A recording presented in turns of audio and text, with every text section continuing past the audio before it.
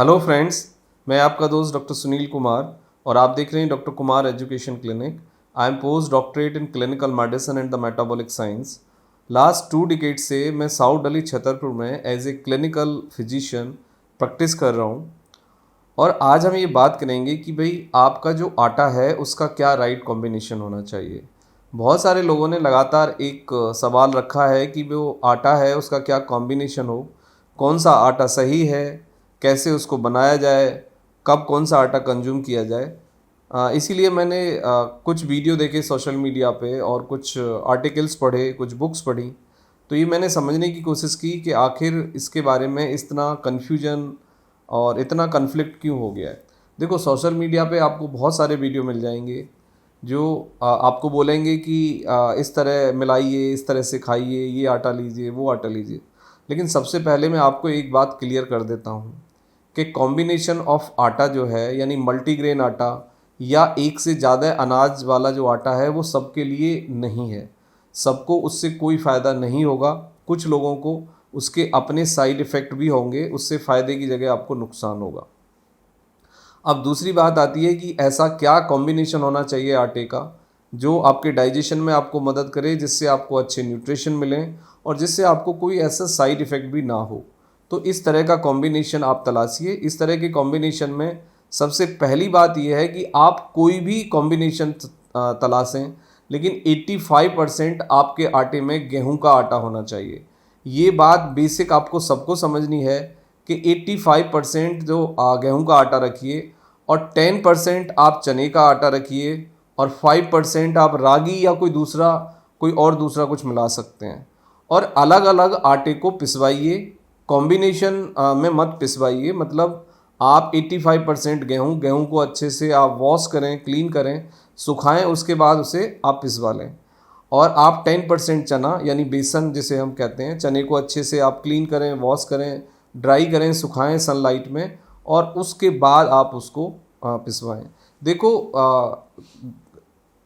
मतलब सनलाइट में आटे को सुखाना ना केवल हाइजीनिक करता है, बल्कि आपको उसमें क्या होता है कि एक सन थेरेपी जिसे हम कहते हैं, एक सन रेडिएशन के कारण आपका जो आटा है वो और ज़्यादा हेल्दी हो जाता है और ज़्यादा इफ़ेक्टिव हो जाता है और डाइजेशन में काफ़ी मदद करता है। तो आटे को धोना और पूरे दिन सनलाइट में सुखाना गेहूं को धो के, ये एक बहुत अच्छा तरीका है। तो आपका जो आटा है, अब उसको आप 85% गेहूं, 10% चना और 5% रागी ये आप मिला सकते हैं। मटर या सोयाबीन कभी भी आपको अपने आटे में नहीं मिलाना है, उससे फिर एक कॉम्प्लेक्स बनेगा और डाइजेशन में प्रॉब्लम आएगी। 85% गेहूं से आपको मिनरल्स मिलेंगे, आपको प्रोटीन मिलेगा, आपको कैल्शियम मिलेगा और फाइबर मिलेगा। 10% चना से आपको मैक्सिमम कैल्शियम और प्रोटीन मिलेगा और मिनरल्स मिलेंगे और अच्छा फाइबर मिलेगा। रागी बहुत अच्छा सोर्स है फाइबर का, डाइजेशन में मदद करता है। इससे प्रोटीन मिलेगा, इससे कैल्शियम मिलेगा, इससे आयरन मिलेगा। देखो, रागी का नेचर थोड़ा सा एसिडिक होता है, यानी हल्का सा गर्म होता है। चना उससे थोड़ा सा कम गर्म होता है और गेहूं उससे थोड़ा सा कम गर्म होता है। यानी कि आपको जब आटा बनाना है तो उसका हमें एसिडिक वैल्यू भी देखना है कि आटा बहुत ज़्यादा गर्म ना हो जाए और बहुत ज़्यादा उसमें मिनरल्स या फिर प्रोटीन, कैल्शियम का यदि कंसंट्रेशन रहेगा तो फिर वो डाइजेशन में आपको काफ़ी मदद करेगा। उससे फिर आपका यूरिक एसिड बढ़ेगा, फैटी लिवर होने का रिस्क हो जाएगा और आपको मल्टीपल जॉइंट पेन का रिस्क हो जाएगा यदि आपने चना और रागी का रेशियो ज़्यादा किया तो सही आटा सबके लिए हर एज में खा सकते हैं, इससे किसी को कोई तकलीफ नहीं होती है। ये आटे का एक राइट कॉम्बिनेशन है कि 85% गेहूँ, 10% चना और 5% रागी, ये एक कॉम्बिनेशन ऑफ आटा आप बना लीजिए और तीनों को अलग अलग पिसवाइए और फिर आप इस रेशियो में उसको मिला लीजिए। ये आपके लिए बहुत अच्छा होगा। और 1 महीने से ज़्यादा का आटा एक साथ आप मत प्रिपेयर करिए। 1 महीने के लिए आटा बनाइए और 1 महीने के बाद फिर ये आप दोबारा बना सकते हैं, ये बेस्ट है। अब यदि हम रेशियो ज़्यादा बढ़ा देते हैं, यानी कि 3 से ज़्यादा हम 4, 5, 6 या 8 या 10 अनाज कर देते हैं, यानी मल्टीग्रेन कर देते हैं, तो क्या नुकसान होगा? सबसे पहला नुकसान होगा कि डाइजेशन प्रॉपर नहीं रहेगा, इनडाइजेशन होगा, कॉम्प्लेक्स बनेगा, कब्ज आएगी और आपके बॉडी का नेचर एसिडिक हो जाएगा, आपको गर्मी हो जाएगी, उससे आपको गैस ज़्यादा बनेगी, आपको ब्लोटिंग ज़्यादा होगा। तो ये आपको नहीं करना है। दूसरा है कि हाई फाइबर जो आटा होता है जिसमें कि ज़्यादा ग्रेन्स होते हैं, ज़्यादा फाइबर्स होते हैं, वो हाई फाइबर डाइट से या हाई फाइबर प्रोटीन से भी आपको गैस ज़्यादा बनती है और मेटाबॉलिक लोड आता है, यानी आपके डाइजेशन में प्रॉब्लम आती है। तो हाई फाइबर फूड से गैस ज़्यादा बनेगी, ब्लोटिंग ज़्यादा होगी, डाइजेशन में प्रॉब्लम आएगी और आपका यूरिक एसिड बढ़ने का रिस्क जो है वो ज़्यादा हो जाएगा, फैटी लिवर होने का और ओबीज होने का रिस्क आपका बढ़ जाएगा।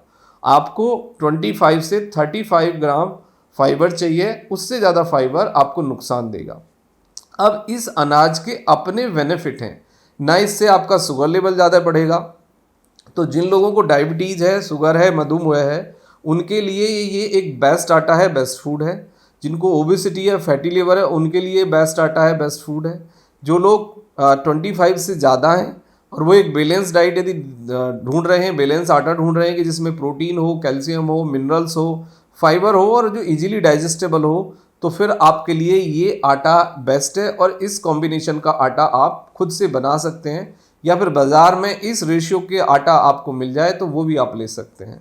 लेकिन ज़रूरत है कि इसका सही कॉम्बिनेशन रखें और इससे ज़्यादा अनाज का कॉम्बिनेशन या एक्सेसिव फाइबर या मल्टीग्रेन आटा आपके लिए नुकसानदायक है, उससे फ़ायदा नहीं बल्कि नुकसान होगा।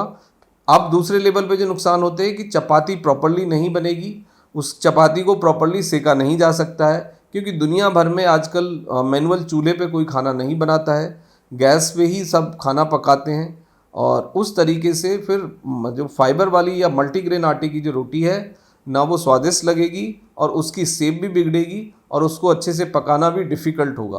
तो इस तरह का कॉम्बिनेशन आपके लिए कई बार नुकसानदायक हो सकता है। तो again I'm repeating, right combination of आटा, 85% गेहूँ, 10% चना और 5% ragi, that is a right combination for you. हर एज वाले लोग इसको कंज्यूम कर सकते हैं और इसके कोई साइड इफ़ेक्ट नहीं होते हैं, बल्कि इसके बहुत सारे हेल्थ बेनिफिट होते हैं आपको। Thank you very much and take care yourself.